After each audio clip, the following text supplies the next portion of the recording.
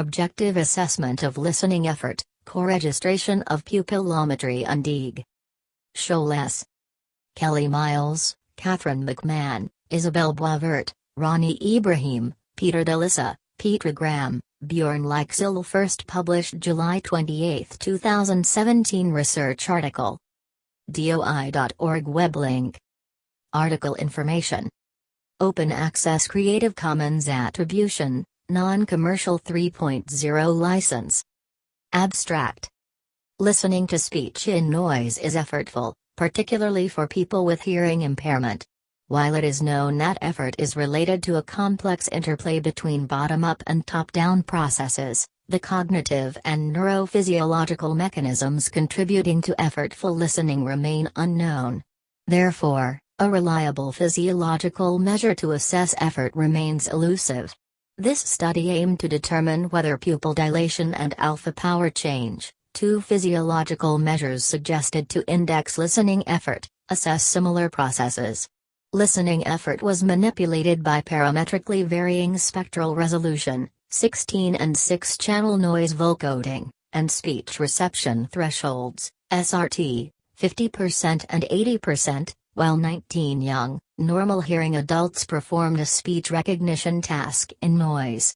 Results of offline sentence scoring showed discrepancies between the target SRTs and the true performance obtained during the speech recognition task. For example, in the SRT 80% condition, participants scored an average of 64.7%. Participants' true performance levels were therefore used for subsequent statistical modeling. Results showed that both measures appeared to be sensitive to changes in spectral resolution, channel vocoding, while pupil dilation only was also significantly related to their true performance levels, percent, and task accuracy, that is, whether the response was correctly or partially recalled. The two measures were not correlated, suggesting they each may reflect different cognitive processes involved in listening effort.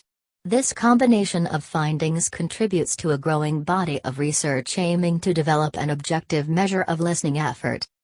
Keywords: alpha power, pupil dilation, listening effort, listening in noise, speech perception, spectral resolution. Listening to speech in noise is a complex and effortful task, requiring a dynamic interplay between bottom-up and top-down processing. Arliner, Lunner, Lyxell, and Petra, 2009, Ronberg, Rudner, Fu, and Lunner, 2008, Zegveld, Heslenfeld, Festing, and Schoonhoven, 2006.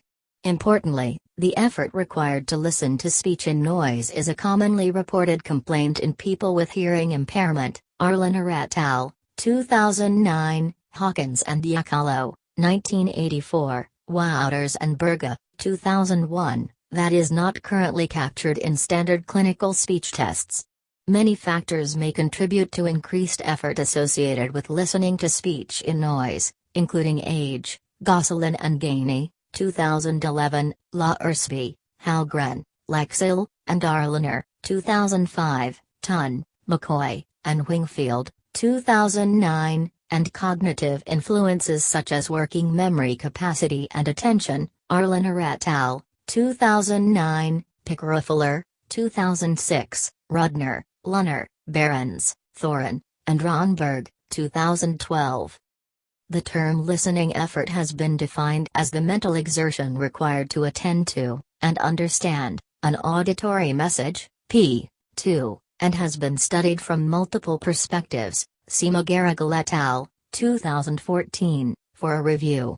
Adverse health effects of prolonged mental effort, particularly with an effort-reward imbalance. Cooper, Singmanukes, Segrist, and Marmot, 2002, Segrist, 1996, have been linked to fatigue. Mehta and Agnew, 2012, Cardiovascular strain, Peters et al., 1998, and stress, Hua et al., 2014. For listening-related effort in particular, adults with hearing loss report increased incidence of fatigue.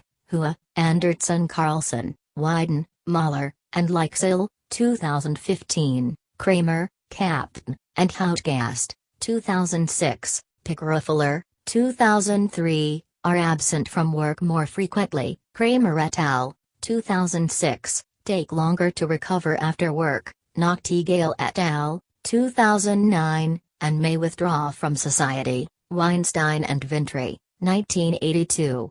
There is also evidence that children with hearing loss experience greater fatigue than their normal hearing peers, in part due to the effort required to listen to their teacher and interact with classmates, typically in acoustically poor classroom environments. Hornsby, Werfel, Camarada, and Bess, 2014. Yet despite these negative health and social consequences of effortful listening, a reliable objective measurement of listening effort remains elusive. Bernarding, Strauss, Hanman, Seidler, and Corona-Strauss, 2013.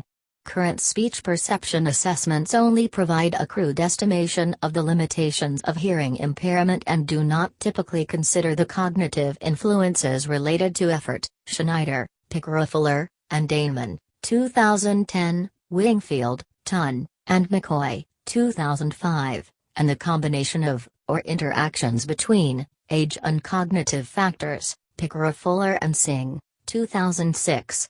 Simultaneous evaluation of listening effort during speech recognition in noise could increase sensitivity of these assessments and guide device selection and settings as well as rehabilitation strategies.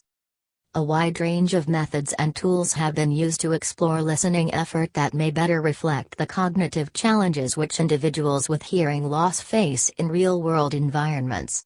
Such measures have included subjective ratings, scales and questionnaires, dual tasks, performance measures on one task while the difficulty of a concurrent task varies, and physiologic measures such as changes in brain oscillations, pupillometry, skin conductance, and cortisol levels. See McGarrigle et al., 2014, for a comprehensive review.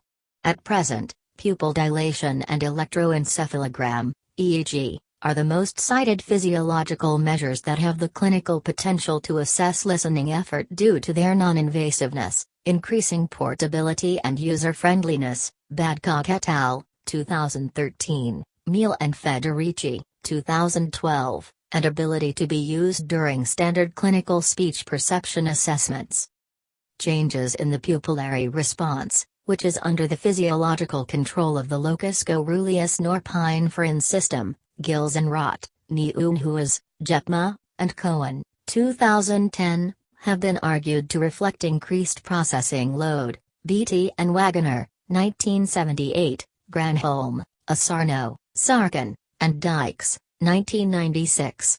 Pupil size has been shown to be larger during sentence encoding when performance levels are low, for example, 50% speech reception threshold, SRT, in comparison to higher performance levels, for example, 84% SRT. Kohlwegen, Zegveld, Festing, Ronberg, and Kramer, 2012, Kramer, Captain, Festing, and Kuick, 1997, Zegveld, Festing, and Kramer, 2014, Zegveld, Heslenfeld, Johnsrud, Versfeld, and Kramer, 2014, Zegveld and Kramer, 2014, Zegveld, Kramer, and Festing, 2010. In addition to varying signal-to-noise ratios, SNRs, and SRTs, other speech stimuli manipulations have been shown to affect pupil dilation.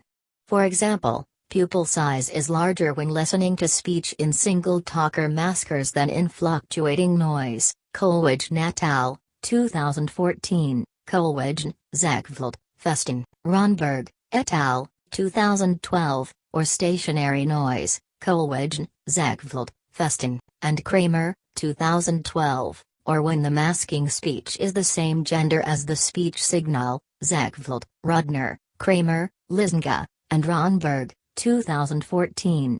Changing the complexity of the task through linguistic manipulation such as lexical competition, Kaczynski et al., 2013, and sentence difficulty also increases the pupil size in the more linguistically challenging conditions. Pequado, Isaacowitz, and Wingfield, 2010, Wendt, Doe, and Jortger, 2016. Degrading the spectral resolution of a speech stimulus through channel vocoding also increases pupil size. Wynn, Edwards, and Litovsky, 2015. Collectively, these studies suggest that the pupillary response changes with task difficulty, which may reflect the increased effort associated with more challenging tasks. Changes in brain oscillations is another physiological measure that has shown systematic changes associated with a wide variety of cognitive processes. Bazaroglu, Karakas, and Sherman, 2001, Herman, Frund, and Lenz, 2010, Klimes, 1996, 1999, 2012, Ward, 2003. For example, enhancement in the alpha frequency band, 8 to 12 Hz, has been observed using working memory tasks with various types of stimuli, including syllables, Liburg, Lotzenberger, and Kaiser, 2006, and single words, Karask, Lane, Rapinoja, and Cross, 2004, Paisnen, Björnberg, Hamalainen, and Cross, 2006. Abelser, Wastman, Helbernd, Wils, and Ma S., 2012, proposed that acoustic degradation and working memory load may similarly affect alpha oscillations due to the greater allocation of working memory resources required to comprehend an acoustically degraded signal. Piquado et al., 2010, Rabbit, 1968, Wingfield et al., 2005. When memory load and signal degradation were most challenging, they demonstrated that alpha enhancement was superadditive, suggesting that the same alpha network might index both. Similar findings have been replicated using different sources of acoustic degradation during a digit or word comprehension task. Peterson, Wastman, Abelser, Stenfeld, and Lunner, 2015, Wastman, Herman, Wils, and Abelser, 2015, cf. Strauss, Wastman, and Abelser, 2014, for review.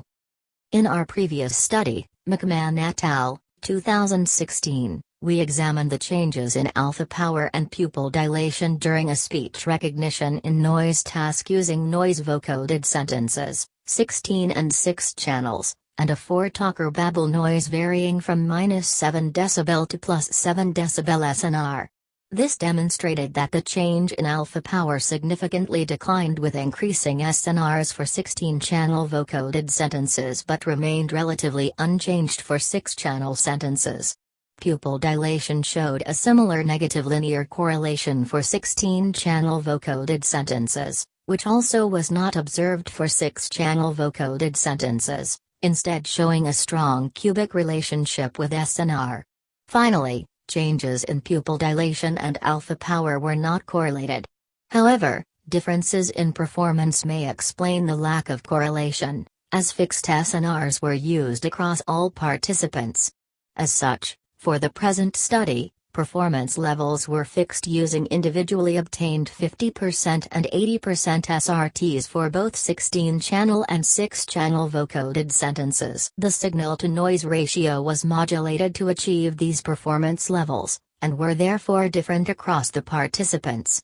Manipulating two types of acoustic degradation approximately simulates listening in noise with a cochlear implant. Friesen, Shannon, Bazkent, and Wing, 2001, and is relevant if objective measures of listening effort are to be applied in a clinical setting. Alpha power and pupil dilation have both been proposed to be objective measures of listening effort with the possibility of implementation into clinical practice. Gaining a better understanding of how these physiological measures respond to changes in task difficulty within a population with normal hearing and cognition is important in order to interpret its behavior within an older population with hearing loss. The current study aimed to determine how pupil dilation and alpha oscillations change when parametrically varying both spectral degradation, using 16-channel and 6-channel noise vocoding, and speech recognition performance. Simultaneous recordings of pupil dilation and alpha oscillations will determine whether the measures are associated and might enable insight into whether they index the same aspect of listening effort.